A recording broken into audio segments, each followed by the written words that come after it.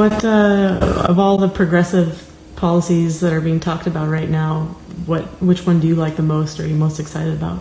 Well, it's not. The problem is it's not being talked about. It's the whole nuclear policy. You'll see in my book here, we would not be alive today if it weren't for a person by the name of Vasily Arkhipov, a Russian naval officer who was able to. I don't know if anybody's seen the movie Crimson Tide. Well, that was a takeoff on the actual event of Vasily Arkhipov, where he was able to browbeat the submarine commanders and their staff into not unleashing a nuclear torpedo. That after Kennedy and Khrushchev had made their deal, that this torpedo would have annihilated the flotilla that was surrounding Cuba. And that would have meant that Kennedy would have had to respond, and Khrushchev. And so we would have the world would have been incinerated back then. I was 32 years old at the time, and my life was in their hands. And the guy that did it was Vasily Arkhipov. You can look him up on WikiLeaks, and you'll see the whole history of him. Wow. Vasily Arkhipov. Look him up, guys. Vasily Arkhipov.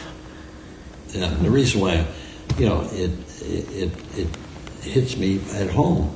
I would not have been alive if it hadn't been, because we have several accidents. And so what we've got to do is, as I was pointing out earlier, we're spending trillions of dollars on improving our nuclear capability when it's insanity. The other issue that I'm totally concerned about is we could destroy the planet by accident with our nuclear capability. We are destroying the planet not by accident, but by force of will, with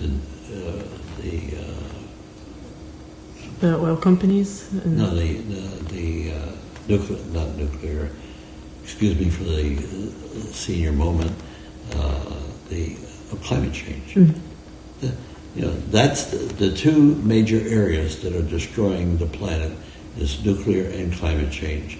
One is going to take longer, but once we begin to feel the pinch of resources that are not available to people get violent. I can recall when we had the gas problem in the late 70s.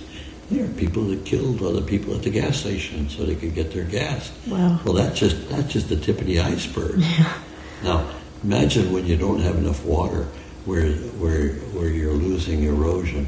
It'll be a cruel death, and of course, it'll be a cruel death with nuclear, because what will happen is we'll eclipse the sun for decades, and so we'll die a cruel, terrible death.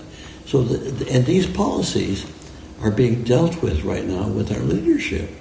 You wonder, what the hell is their thinking that when you hear a general like Mattis, who's made statements which are terrible, and he was the adult in the room with Trump.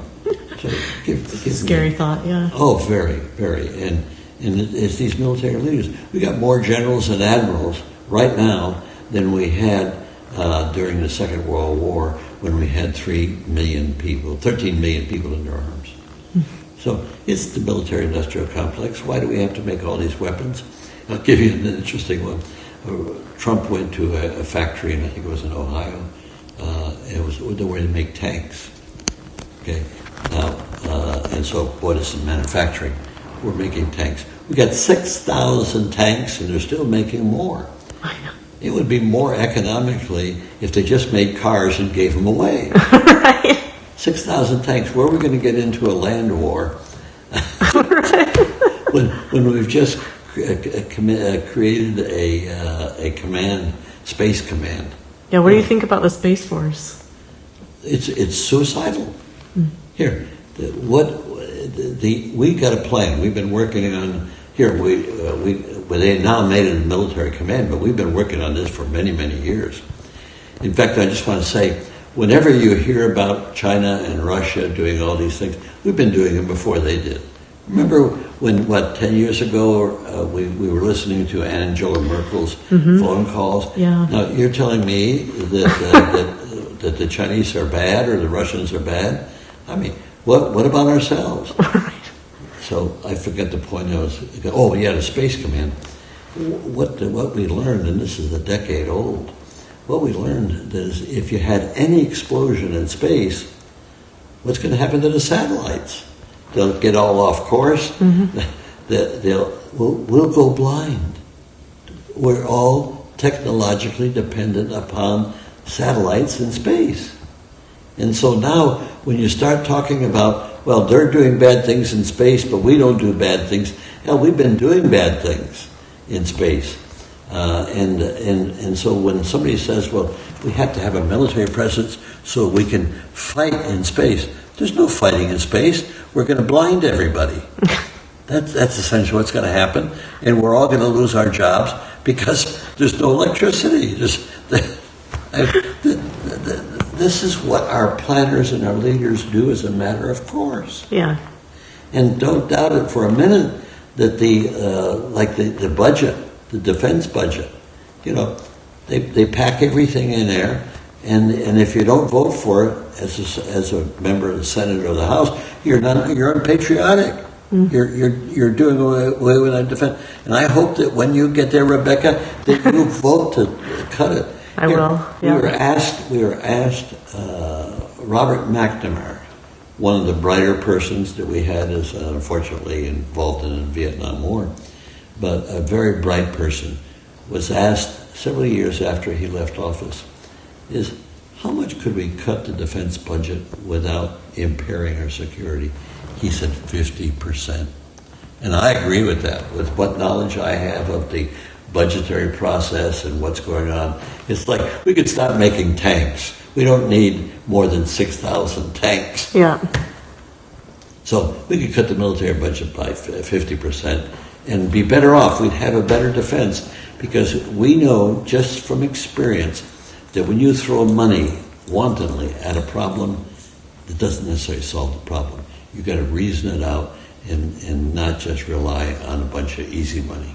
Mm-hmm. Well, somebody asked. So you we've got talked enough light in here? I think so. Yeah. Thank you. Or do you want me to get it? Yeah, the other one. Oh, there we go. Okay.